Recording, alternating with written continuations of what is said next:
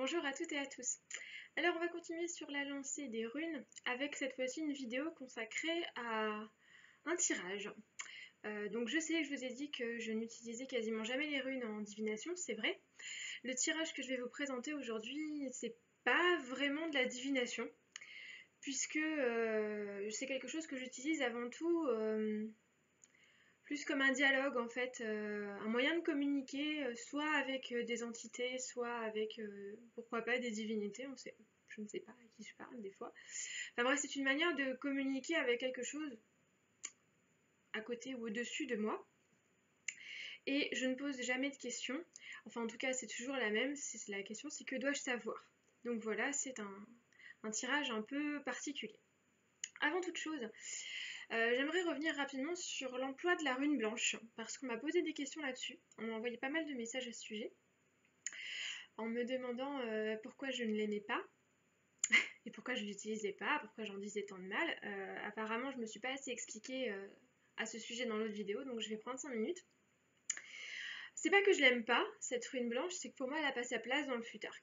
Déjà, c'est une rune qui a été inventée dans les années 80, par un auteur qui s'appelle Ralph Blum, si mes souvenirs sont exacts, qui en plus avait une vision des runes un peu particulière. Il avait réorganisé le Futhark d'une manière totalement fantaisiste, en éclatant les aètes, donc j'avais trouvé ça complètement stupide, et en plus il a pris la fantaisie commerciale d'appeler cette rune la rune d'Odin, ce qui m'a fait beaucoup rire parce que techniquement toutes les runes sont des runes d'Odin puisque c'est lui, selon la cosmogonie, qui les a inventées, sauf celle-ci, puisqu'elle a été inventée par quelqu'un d'autre à la fin du XXe siècle. Donc j'ai trouvé ça un petit peu de mauvaise foi. Et ensuite, je trouve que personnellement, cette rune, elle n'apporte rien, parce qu'une rune de destin, il y en a déjà une qui s'appelle Perth, et que cette rune-là, puis en plus pour la dessiner, faut y aller quoi. Le weird pour moi, il est dans les runes, dans toutes les runes, pas dans le vide entre elles. Voilà, donc c'est pour la raison pour laquelle je n'utilise pas cette rune. Après, vous faites ce que vous voulez. Si vous avez envie de l'utiliser, si elle vous parle, allez-y. Moi, je suis pas là pour juger. Il y a sans doute des tirages très exacts qui utilisent cette rune-là. Il y a des gens tout à fait calés au niveau des runes qui l'utilisent parce qu'elle leur parle. Moi, elle ne me parle pas pour les raisons que je viens de dire.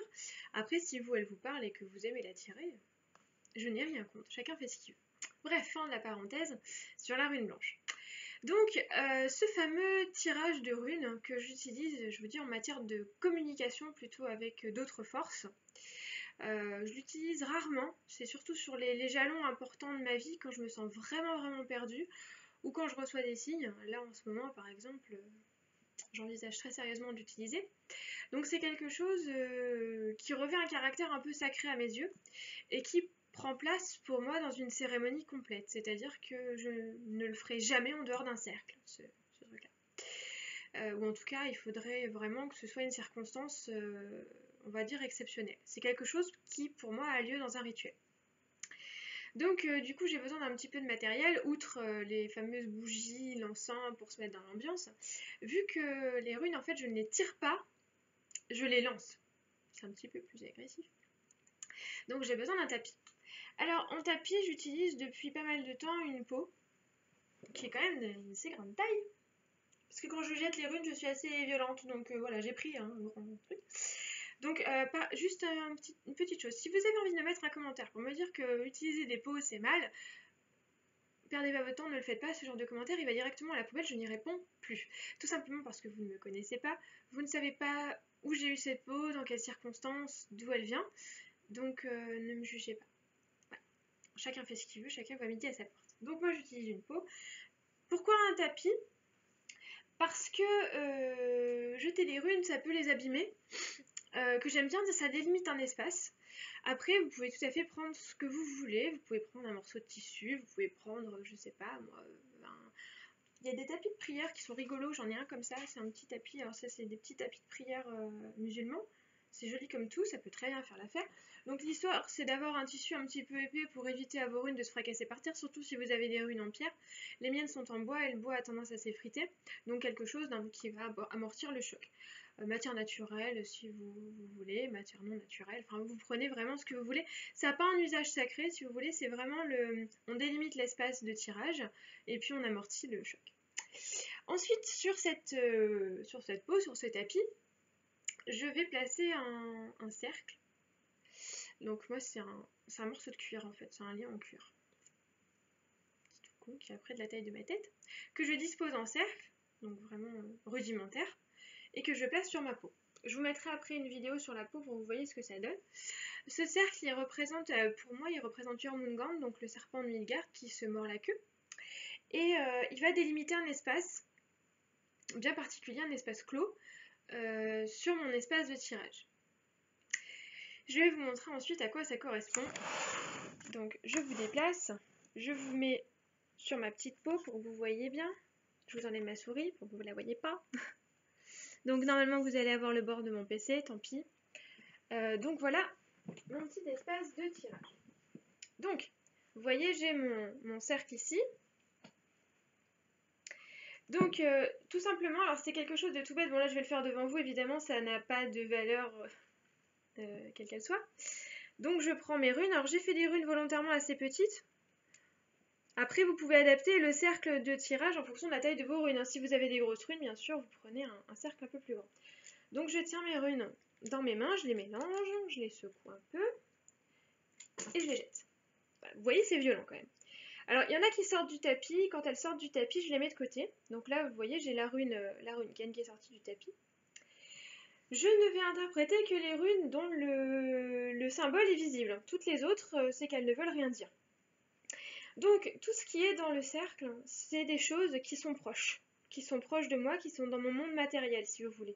C'est le Midgard, donc c'est le monde des hommes, c'est le monde matériel. Tout ce qui va me concerner, moi, mes proches, enfin tous les gens qui peuvent être impliqués dans ma situation.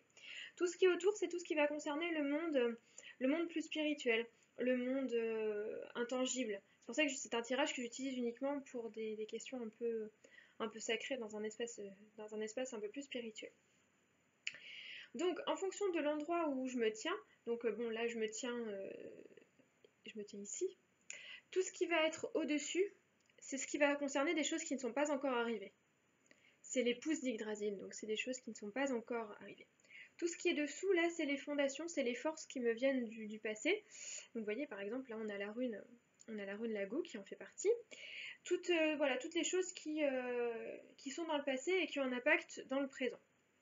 Plus les choses sont proches du cercle, plus elles sont proches de l'aspect matériel, plus les choses en sont éloignées, plus évidemment elles sont proches du spirituel. Quand, dans l'exemple qui est ici, quand on a deux runes qui se montent l'une sur l'autre, ça veut dire, alors celle-ci ne compte pas du coup, elle compterait évidemment si elle était retournée, là c'est pas le cas. Ça veut dire que les deux choses sont liées entre elles, c'est-à-dire que là par exemple si j'ai Raido et Gebo, ça veut dire que je vais trouver l'amour dans un voyage, par exemple. C'est ce genre de considération-là. En plus, Raido se sauve parce qu'elles aiment pas quand je les tire pour rien. Donc, elles me sautent des mains. Donc, voilà, c'est vraiment des choses qui ont trait au bon sens. Plus les runes sont rapprochées, plus elles ont de rapport entre elles, plus elles sont éloignées, plus leurs significations vont être loin. La rune qui a sauté hors du tapis, je la prends comme un signe, comme un message supplémentaire. Donc, je vais prendre un peu de temps pour y réfléchir et pour penser à ce qu'elle a bien pu vouloir me dire. Après, c'est quelque chose de vraiment très intuitif. Vous pouvez voir dans quelle direction elles sont orientées. Là, par exemple, si vous regardez, on a la rune Tyr qui pointe vers Ing. Donc, ça veut peut-être vouloir dire qu'une force en puissance est dans la création, dans l'acte de création. Voilà, des choses comme ça. Je fais des phrases avec, si vous voulez. C'est comme des lettres et c'est un dialogue avec les runes. Je leur parle en fait et elles me parlent par ce moyen-là. Donc voilà, c'est une méthode qui est très primaire, très primale, qui ne demande pas énormément enfin qui n'est pas très alambiquée si vous voulez, parce que c'est très simple finalement, on les jette et puis on en reste là.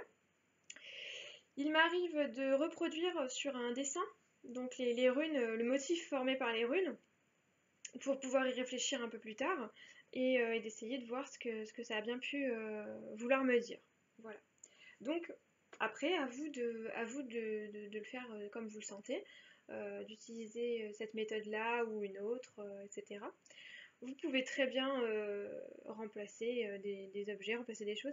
C'est une méthode qui marche avec pas mal d'oracles. Si vous avez par exemple les runes sorcières, ça marche très bien. Si vous tirez avec des pierres, si vous faites de la lithomancie, ça marche aussi. Si vous avez un oracle personnel avec des petits objets, des choses comme ça, vous pouvez utiliser cette méthode-là. Moi j'utilise cette méthode pour pas mal de choses, mais je trouve qu'avec les runes ça marche particulièrement bien. Donc du coup, voilà, je l'utilise comme ça. Voilà pour cette petite méthode rapide de tirage des runes. Donc si ça vous a plu, si vous avez des questions, si vous avez des commentaires, vous n'hésitez pas, vous les laissez en dessous de la vidéo, je me ferai un plaisir d'y répondre, sauf évidemment si c'est pour me dire qu'il faut utiliser la rune weird et ne pas utiliser d'animaux, auquel cas je vous invite gentiment à passer votre chemin. Voilà, je vous souhaite à tous une excellente journée et je vous dis à très bientôt pour une nouvelle vidéo. Bye!